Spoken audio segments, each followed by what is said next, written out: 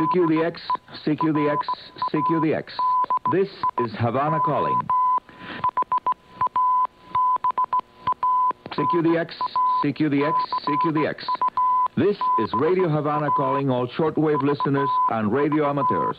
Welcome to...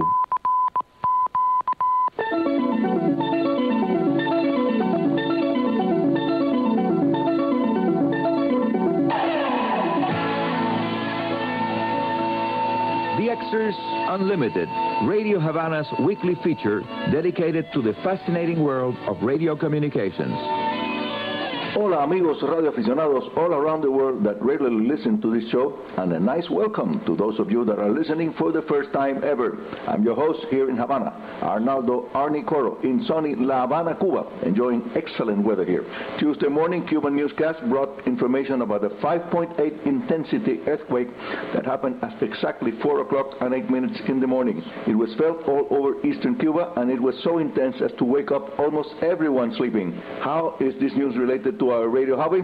You will see right now. It took just a few minutes to activate the 2 meters amateur band emergency communications networks in the affected areas of Oriente, the eastern part of Cuba. So far there are no reports of fatalities or damages, and a second follow-up earthquake of lower intensity was also reported later. Radio amateurs in the Cuban provinces of Granma, Santiago de Cuba, and Guantanamo were among those that woke up when the earth began to shake, and they immediately put in practice what must be done in the case that you are an amateur radio operator. That is, activate the 2 meters band FM segment to provide any required assistance in communications. I wrote the script of the show at around 10:30 in the morning, Tuesday, and so far no more earthquakes have been reported. But the activation of the Cuban Federation of Radio Amateurs emergency nets will proceed as required. Just after an earthquake happens, the regular telecommunication services like landlines, and especially mobile cell phone networks, either overload or are damaged beyond repair, making the services of the voluntary radio amateurs emergency nets essential to aid in organizing what must be done. That in the first place calls to proceed with rescue efforts immediately to save the lives of those people buried under the rubble of the homes and buildings as soon as possible. Last year's earthquakes in Ecuador demonstrated once more the extremely valuable services provided by radio amateurs from that South American nation, and also from nearby Peru and Colombia, that operated not only on the VHF but also on the high frequency bands during the course of the long-lasting emergency. Now, item 2. I just received a very nice email from a radio amateur describing his two-way CW radio telegraphy contact with a Cuban operator in Baracoa, eastern Cuba, when he was using a very simple regenerative receiver and my favorite ultra-simple crystal control Jones push-pull power oscillator transmitter.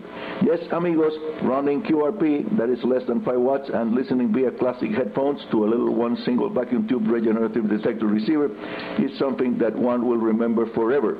It is nice to have had the opportunity of totally homebrewing an amateur radio station and then using it on the air to contact a station located some 2,000 miles away in this case. There are many published articles nowadays that provide all the required information on how to build a quite successful regenerative vacuum tube receiver project. And I do want to add that after running many comparisons in actual practical operation, the vacuum tubes regenerative receivers provide, in my humble opinion, better performance than the equivalent circuits using solid-state devices so far. I can assure you that this is not an old-timer's love for traditional radio technology. The results of those many comparisons are consistent and reliable, although the most recent advances in solid-state regenerative receivers designs are pushing the limits towards a similar performance figures for both types of radios. The recently mentioned here Bayou Jumper receiver-transmitter combination that is now becoming popular among QRP low-power enthusiasts seems to be the most recent example of how parity between high-performance vacuum tubes regenerative sets and solid-state ones can be almost equal level.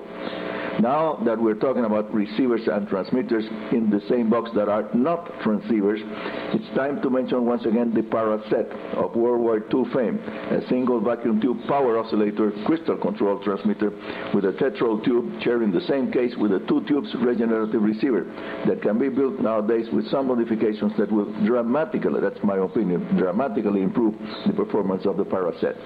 More about the Paraset receiver modifications to follow after a short break check for station ID. I'm your amigo Arnie Coro in sunny Havana, Cuba, always keeping a close watch when possible on the 20 meters QRP-CW calling frequency, 14,060 kilohertz.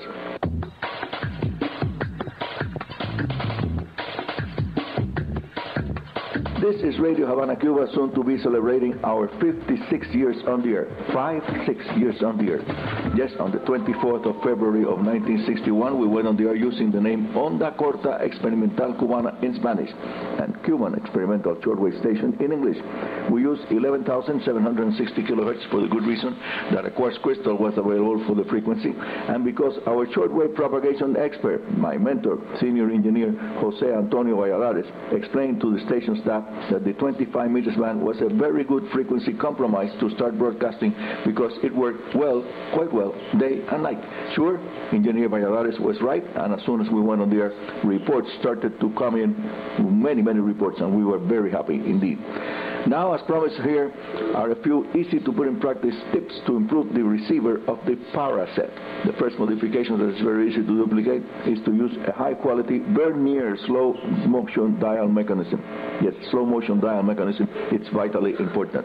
The improvement in the operation of the paraset when you add the slow motion dial drive is simply amazing. It's much easier to use it. The slow motion dial is added in parallel with the main dial to act as a band spread function. Once you become familiar with where to set the main dial to cover, for example, the 40 meters amateur band, the operation of the set will be much easier on the band spread. Building a modified paraset 3 vacuum tube receiver transmitter combination nowadays will also make possible to include a keying monitor, that's very important, and an audio frequency band pass or peak filter, two other modifications that will further enhance the performance of that set.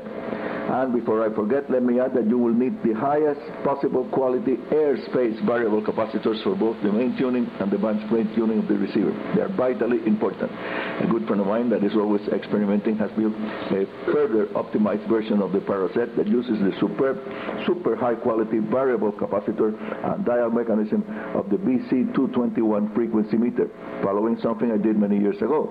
The BC221 and the LM frequency meters are also World War II vintage. They are used, in my opinion, the best ever possible airspace variable capacitors and mechanisms ever made. So if you're lucky enough to find one of them, by all means, follow my advice and try to buy it as soon as possible. You may also find a clone of the BC221 known as the CHA-4-1, built in this former Soviet Union to the same superb high quality standards of mechanical workmanship of the LM and the BC221 frequency meters.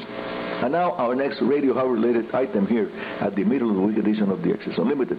Following the very weak solar cycle, 2 sunspots active regions now in sight, but they are not magnetically complex.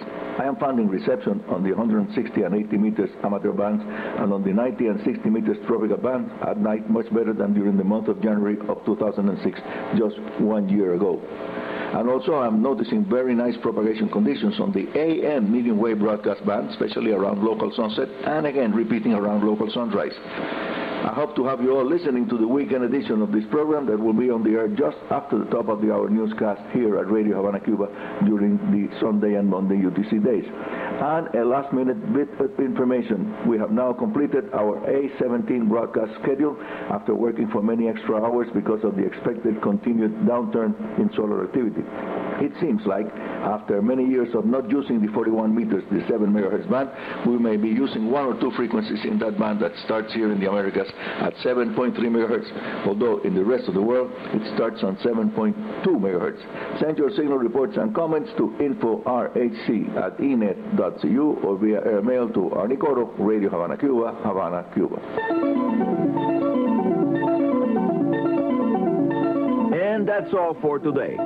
This is Arnie Coro, Radio Amateur CO2KK, your host here at Radio Havana's DXers Unlimited, saying 73 and very good DX.